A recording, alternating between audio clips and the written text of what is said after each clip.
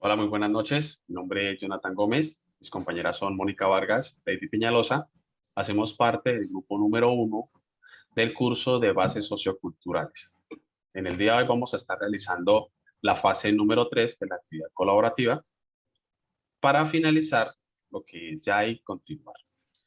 Decidimos optar por el tema de los muiscas, de esta cultura grande, prehispánica, y porque es propia de nuestra tierra como tal. Compañera Lady. Buenas noches. Voy a empezar con una frase donde fue tomada esta información y dice, los muiscas tomaban cabezas de sus enemigos derrotados como trofeos y algunas veces sacrificaban prisioneros. Esto fue escrito por Mark Cartwright en el 2015. Ahora sí vamos a empezar. Los muiscas poblaron desde el año 600 al 1600 antes de Cristo. Su territorio era lo que hoy se conoce como Bogotá y sus alrededores. ¿Qué es lo que nos deja los muiscas o esta civilización o este pueblo? Un legado artístico muy precioso, con un trabajo espectacular de orfebrería, que vamos a ver más adelante en aspectos materiales. Vamos a iniciar hablando de sociedad. La sociedad de los muiscas, económicamente y socialmente, se dividía en el cacique, que era el centro de la organización como tal, era el que se encargaba de proveer a su pueblo de comida, de seguridad, de educación. Los sacerdotes eran los encargados de las ceremonias religiosas, de la tradición, era lo que se conoce como ¿cómo se dice, Jonathan? Sacrificios o, ¿cómo se dice? Tradicionalmente, en esto Ofrendas. del dorado, ofrendas, esto que vamos a ver ahorita, ellos eran los encargados. Los guerreros o guechas defendían el territorio, ellos tenían este papel muy importante de estar ahí siempre alerta de algún intruso o alguna persona que quisiera conquistar sus tierras, ellos estaban ahí siempre. Los artesanos tenían una tarea muy bonita porque ellos se encargaban de las minas, de los campos, de los adornos y, como ya mencioné, de la orfebrería, como tal que eran unas reliquias que vamos a ver más adelante, muy preciosas. Los funcionarios daban a conocer la voluntad del cacique, todo lo que el cacique quería dar a conocer a su pueblo, los funcionarios se encargaban de dar la información. Pero hay una parte muy importante aquí y es que los muiscas también tenían esclavos. No era muy usual de ellos, pero siempre que había una guerra, una batalla, ellos se quedaban con esas personas y las hacían esclavos. Les ponían tareas simples, sencillas, pero siempre tenían algo que hacer ahí en esta civilización. Vamos a ver agentes de socialización secundaria. Esto quiere decir escuelas o manera de educación como tal. Ellos tenían una base, era una figura de mujer llamada bochica, que era la que enseñaba la moralidad, las leyes y las artes. Pero ¿qué es lo que pasa? En las cuevas, que era donde se educaba desde temprana edad a lo que iban a ser los futuros sacerdotes y dirigentes muiscas. No, la educación no era para todo el mundo, pero cuando se daba la educación era muy estricta. Ellos tenían 12 años para aprender, para estudiar lo que iban a hacer a futuro, como era ser sacerdote o dirigente. Esto era más o menos como un ejemplo de lo que era escuela muisca en ese tiempo. Se adquirían conocimientos como tradiciones, ritos religiosos o la manera de administrar la justicia. Algo muy interesante en esto es que las personas a las que se les daba ese tipo de educación tenían que tener un voto de castidad y de obediencia para poder recibir la educación como tal. Habían dos tipos de alumnos. Uno se llamaba Chipki, que les enseñaban la administración del gobierno, y otro Opki, que les enseñaban la religión, y ya de ahí en adelante lo que se puede conocer como los futuros sacerdotes. Ahora vamos a ver sobre el pueblo muisca, cabe resaltar también que mantenía una educación de generación muy rica, pero se transmitía de generación en generación, tales como los rituales o fiestas que ellos tenían aquí en este pueblo. Vamos a seguir entonces con el compañero Jonathan viendo eh, lo que es lo material y lo inmaterial, que es lo que deja y lo que se puede rescatar en la sociedad muisca.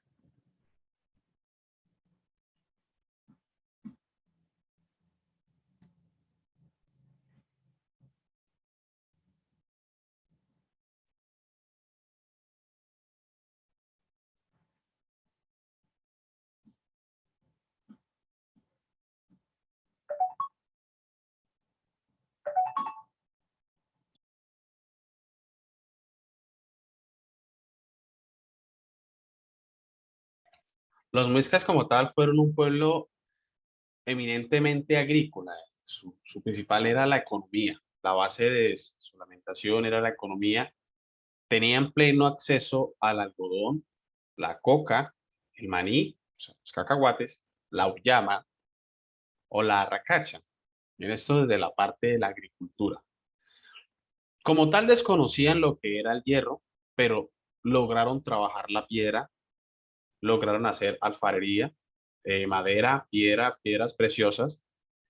Mediante eso, el oro era su principal, por decirlo así, mineral, en el cual hacían, ¿cómo es que es el nombre? ¿Cómo es? Alfarería,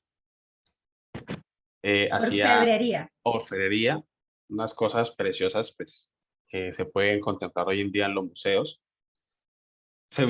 Prácticamente el comercio, ellos eran muy comerciantes. Dentro de ellos establecieron una especie de moneda en el cual estaba hecho de un barro y depende del grosor del barro era lo que equivalía como tal para poder usted negociar. Ellos añadían a lo que es la casca, a la caza, la pesca, cazaban lo que eran venados, cuis, conejillos de indias, comían hormigas, hormigas culonas. Ese era prácticamente sus aspectos materiales dentro de la misma organización. Eran muy organizados en la base de su economía. Tenían obviamente su bebida, como la chicha, fermentada aparte de maíz. Fueron excelentes mineros. Todo lo que tenga que ver relacionado con el oro, de eso más adelante hablaremos sobre la leyenda del dorado que llegó hasta los oídos españoles. Las esmeraldas, la cantidad de esmeralda que ellos extraían de modo artesanal, no como conocemos hoy en día la minería. La minería en que ellos establecieron para, o sea, como para complementar ese comercio dentro de ollas de barro, desde la comida, desde el oro, minerales, todo eso se ubicaba en todo el departamento del Boyacá. El cobre fue otro de sus principales extraídos por los muiscas junto con el carbón, tanto mineral como vegetal, en diversas minas del territorio muisca. Ellos competían y tenían mucho conflicto, era con los indígenas que habitaban el norte del país. Prácticamente se disputaban unos territorios por la misma cantidad y concentración de oro minerales que había en la región. Los aspectos inmateriales de los muiscas, entre esos se enfoca lo que es la religión, la compañera Mónica nos explicará un poco más adelante,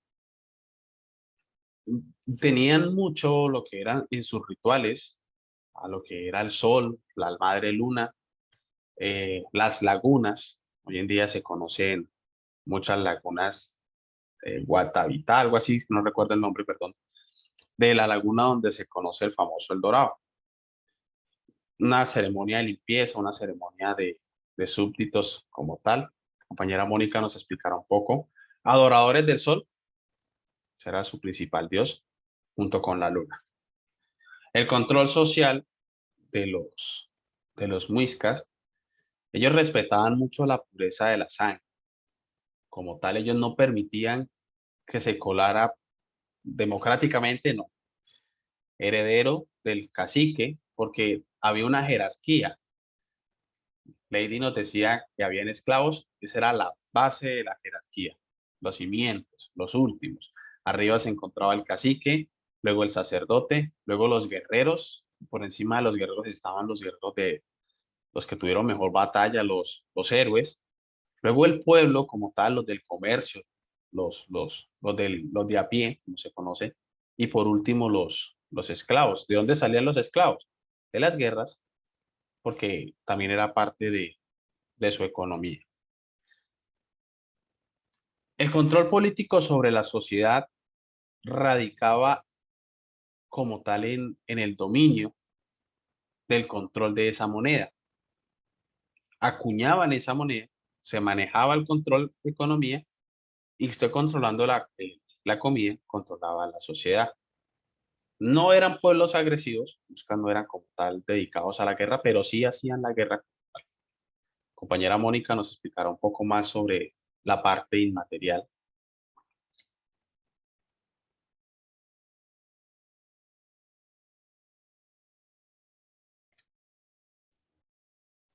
Compañera Mónica. Muy buenas noches. Yo les voy a compartir, les voy a exponer la parte de las manifestaciones religiosas y el totemismo. Entonces, eh, los muiscas eran idolatras. Entonces ellos como tal tenían su principal dios. El principal dios lo denominaban o lo llamaban el Chiminichagua, que era el principio creador o fuerza suprema. Adoraban también el sol, que lo denominaban como Sue, la luna Chía, la madre de la humanidad y diosa de las legumbres, que era Bachue, el arco iris también lo adoraban, que era Puchaviva, Chimchacún, que era un dios general, Chaquén, dios de los corredores, y Bochincha, que era el héroe civilizador. Entonces, acá hablamos de las lagunas que lo mencionó anteriormente el compañero Jonathan. Las lagunas ellos las consideraban como lugares sagrados, allí celebraban sus ceremonias religiosas de gran, en la cual ellos arrojaban a la laguna los tunjos. Tunjos eran unas figuras que ellos realizaban, que era a base de oro, plata y cobre. Se acostumbraban a realizar sacrificios que en muchas ocasiones se basaban en el enterramiento del niño o joven como símbolo de entrega y ofrenda para los dioses que adoraban. Acá les voy a hablar de los principales rituales que realizaban, de las ceremonias que realizaban. Principalmente uno de los rituales era el bioete, que era un ritual de ofrecimiento a los dioses que se manifestaba en baile y canto. Era para, em, era para la elaboración de origen jerárquico. Sigue el Etaín. El Etaín era una fiesta que duraba aproximadamente 3 días. En esa fiesta lo que más sobresalía de esta ceremonia pues era el maíz, la yuca, el pan. El pan para ellos era el alimento predominante. El vino era la bebida embriagante. Muchos de los asistentes a esas celebraciones la denominaban como la mayor borrachera. Eh, También predominaba eh, la neutralidad, hablaba de la neutralidad que eran las misas donde dejaban sus enseñanzas, transmitían pautas culturales. Las misas buscaban que los indígenas asimilaran un nuevo ordenamiento social y político. Eh, También se manifestaba o realizaban ciertas reuniones que lo llamaban cofradía, que era una reunión de miembros para poder fortalecer las relaciones comunitarias. Algo importante también para destacar era que los muiscas los despojaban de sus hijos e hijas para que se fueran a trabajar a una mina que les pertenecía a los españoles. Sí, otro de los grandes rituales que ellos tenían como tal era el ritual que le hacían en la laguna Guatavitas, que se me olvidó el nombre, que era el hijo del cacique, lo teñían totalmente de un polvo de oro y así se sumergía y cuando salía hacían las ofrendas, tiraban todo su oro a esa laguna y sencillamente él salía renovado para ser el nuevo cacique. De ahí viene la famosa leyenda del Dorado que llegó a oídos de España, los españoles, y sencillamente vinieron acá a sacar todo el oro creyendo. Hay una leyenda urbana que sencillamente es que hasta la fecha hoy esa laguna no ha botado nada de oro, no les quiere devolver el oro. Entonces, compañeros, queridos docentes, espero que les haya gustado nuestra presentación. Con esto finalizamos el día de hoy. Muchas gracias. Muchas gracias.